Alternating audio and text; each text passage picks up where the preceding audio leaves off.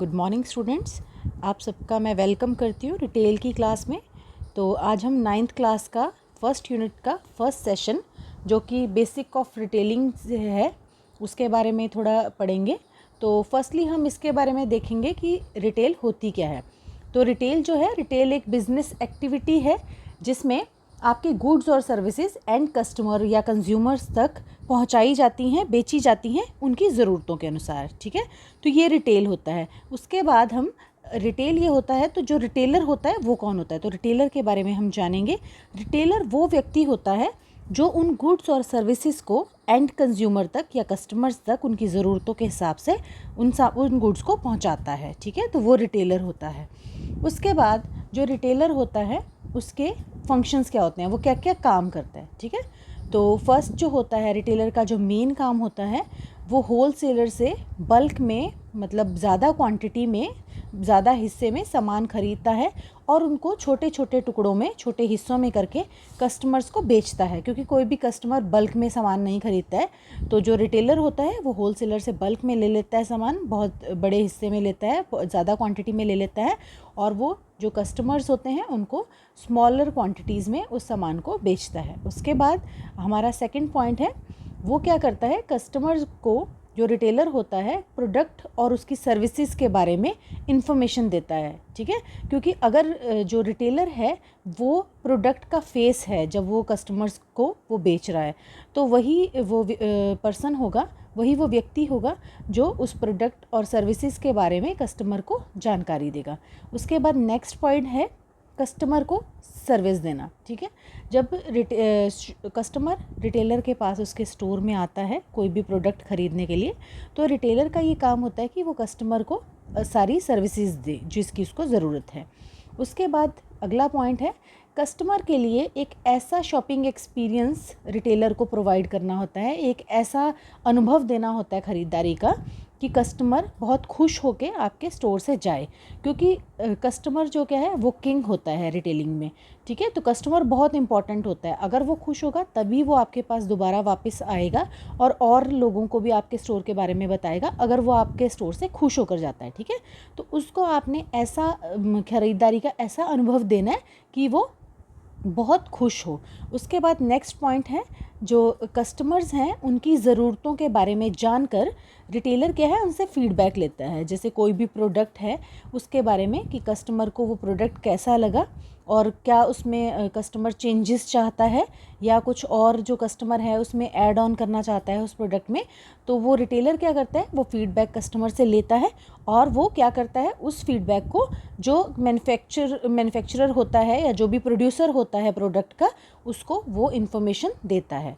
उसके बाद हम थोड़ा सा जानेंगे कि रिक्वायरमेंट्स क्या होती हैं रिटेलर की। ठीक है, तो ज़रूरी क्या क्या रिक्वायरमेंट्स हैं, क्या आवश्यकताएं हैं रिटेलर की।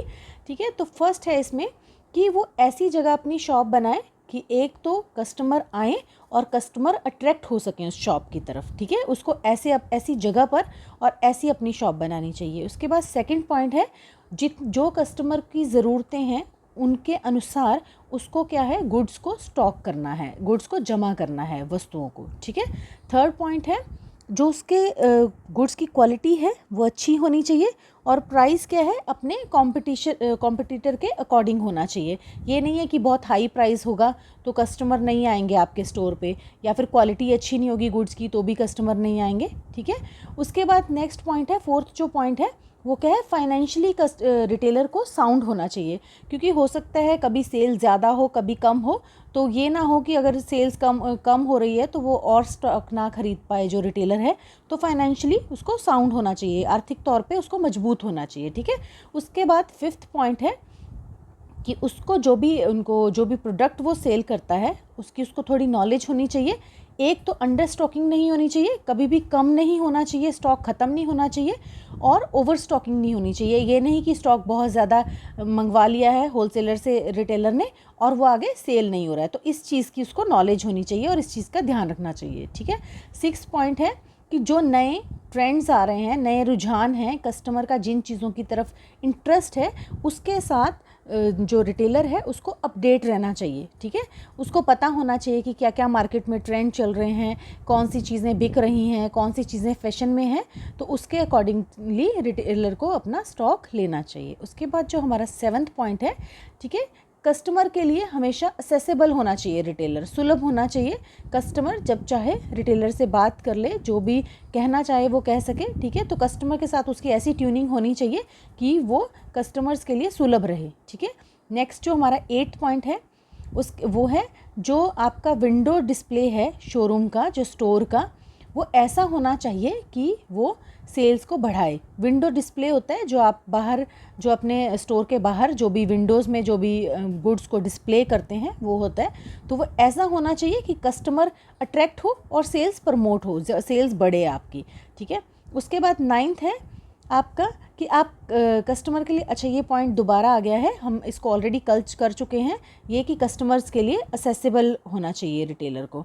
उसके बाद है रिटेलर की जो सर्विसेज हैं जो वो कस्टमर को देता है, वो कौन कौन सी सर्विसेज हैं उनके बारे में हम थोड़ी जानेंगे। सबसे पहले हमने फर्स्ट जो हमारी है वो गुड्स को बेचना होता है सही प्राइस पे और सही मात्रा में, ठीक है। उसको पता होना चाहिए कि कस्टमर को कितना सामान खरीदना है और उसका क्या प्राइस होना है, ठीक है। उसके बाद हमारा 2nd पॉइंट है कस्टमर्स की डिमांड के अकॉर्डिंग उसके पास सारा स्टॉक होना चाहिए रिटेलर के पास, ठीक है। जो ये ना हो कि कस्टमर आपके स्टोर में आए और आपने बोला कि ये स्टॉक हमारे पास अवेलेबल नहीं है, फिर नेक्स्ट टाइम फिर कस्टमर आए तो आप फिर बोलेंगे स्टॉक अवेलेबल नहीं है, तो वो उसकी अगली बार वो आएगा ही नहीं, उसको लगेगा इस स्टोर पे तो कोई सामान मिलता ही नहीं है, ठीक है।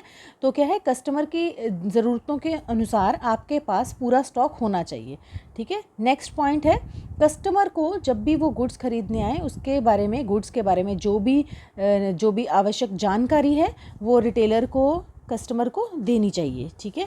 उसके बाद आपका नेक्स्ट पॉइंट है कस्टमर को अगर वो प्रोडक्ट जो कस्टमर ने ख़रीदा है अगर वो डैमेज हो जाता है या वो कुछ ख़राब निकलता है या टूट फूट जाता है, तो उसके लिए कस्टमर को क्या है, उसको रिप्लेसमेंट के बारे में पहले ही बता दें, ठीक है। उसके बाद नेक्स्ट पॉइंट है जब भी आप गुड्स को स्टोर में लगाएं तो इस तरह से लगाएं कि वो कस्टमर अट्रैक्ट हो, और जब भी उसको डेमोन्स्ट्रेट करें जो भी गुड्स के बारे में आप बता रहे हैं उनको, कस्टमर्स को, तो वो क्या है, वो इस तरीके से होना चाहिए कि कस्टमर आपकी गुड्स को ख़रीदे, ठीक है। उसके बाद क्या है, जो आपके रेगुलर आने वाले कस्टमर्स हैं, जो आपके पास हमेशा आते हैं, आपके जानने वाले कस्टमर हैं, उनको क्या है, आप क्रेडिट की फैसिलिटी भी, उधार भी दे सकते हैं अगर वो बाद में पेमेंट कर दें। जो आपके पास रेगुलर कस्टमर हैं तो ये भी रिटेलर कर सकते हैं, कस्टमर्स को ये भी सर्विसेज दे सकते हैं, ठीक है।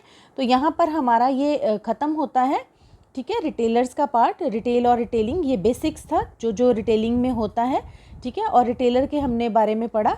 तो उसके बाद अब ये थोड़े से मल्टीपल चॉइस क्वेश्चंस हैं, आप इनको देख सकते हैं और उनको आंसर कर सकते हैं। इससे आपको आइडिया लग जाएगा कि आपको क्या क्या चीज़ समझ आई है, ठीक है बेटा। Thank you so much.